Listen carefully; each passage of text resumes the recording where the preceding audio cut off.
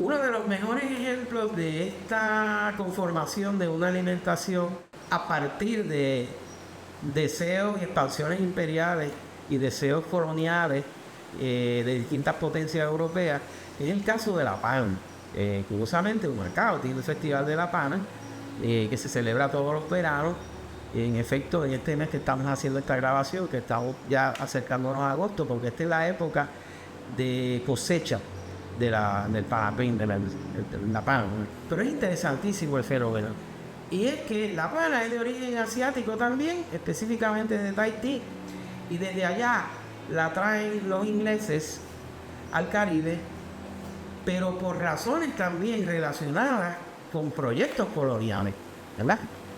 Por ejemplo, la Revolución norteamericana, que finalmente le dio la independencia a 13 colonias inglesas en Norteamérica, tuvo un efecto importantísimo en las plantaciones azucareras caribeñas que pertenecían a Inglaterra.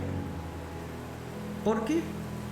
Porque previo a la guerra de independencia y la independencia norteamericana, las colonias inglesas del Caribe eran abastecidas alimentariamente por producciones que venían de los estados del este de Estados Unidos. Bueno, venía de South Carolina, el bacalao venía de las partes de los estados del norte, y distintas otras producciones que llegaban aquí al Caribe a las plantaciones para alimentar tanto esclavos, pero que formaban parte de un comercio prácticamente triangular, porque si bien traían bacalao y arroz aquí, los comerciantes de las colonias norteamericanas se llevaban de aquí melaza para producir ron. ¿Qué?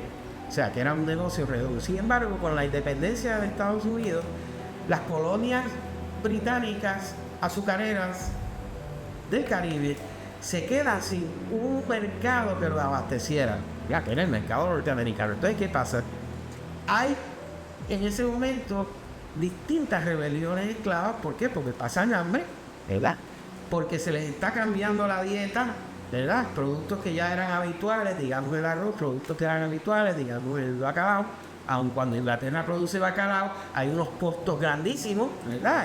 La distancia de traer las embarcaciones hasta acá aumenta el precio del bacalao, que afecta el bolsillo de los empresarios hacendados azucareros.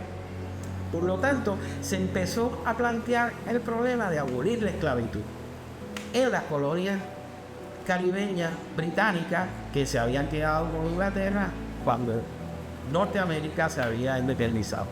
Entonces dijeron, bueno, pues si estamos desabasteciendo, ¿no?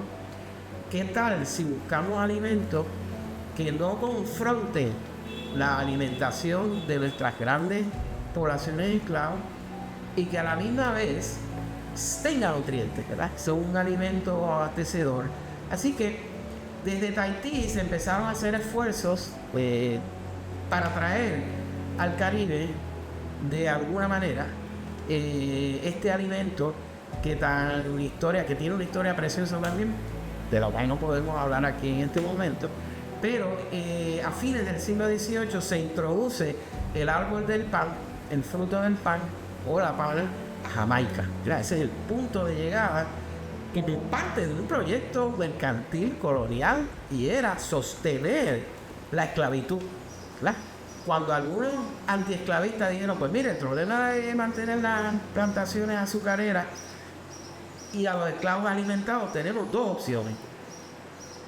O comenzamos a aumentar los provision grounds que les podemos dar para que ellos lo siembren, pero si le damos eso para que ellos siembren, nos quita tiempo de su empleomanía en las plantaciones azucareras.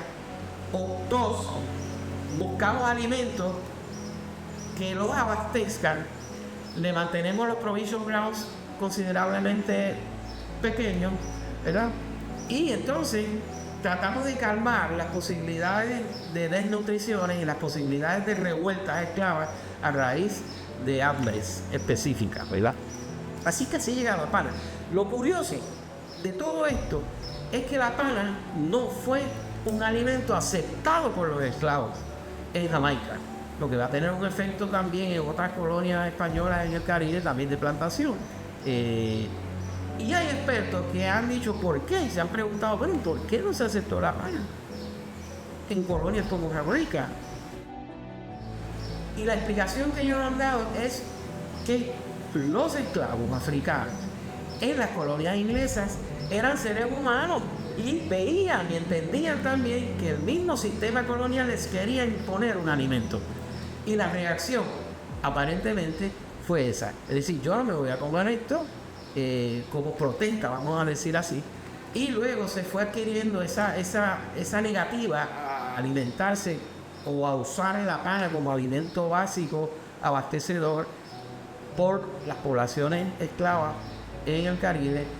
Tuvo un efecto adicional, ¿verdad? En el caso, una vez pasa a Cuba, tampoco se aceptó por las distintas propagaciones. Al día de hoy, por ejemplo, la pana en Cuba no se come cuando florece y se usa para largar ganado. Y entonces la pregunta es en Puerto Rico, ¿por qué? ¿Que hay un festival de la pana?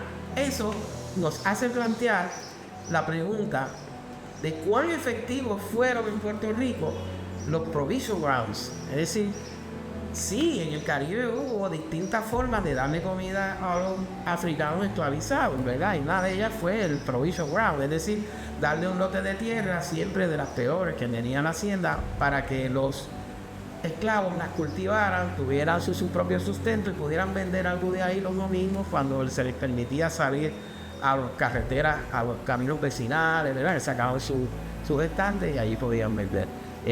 Pero en Puerto Rico,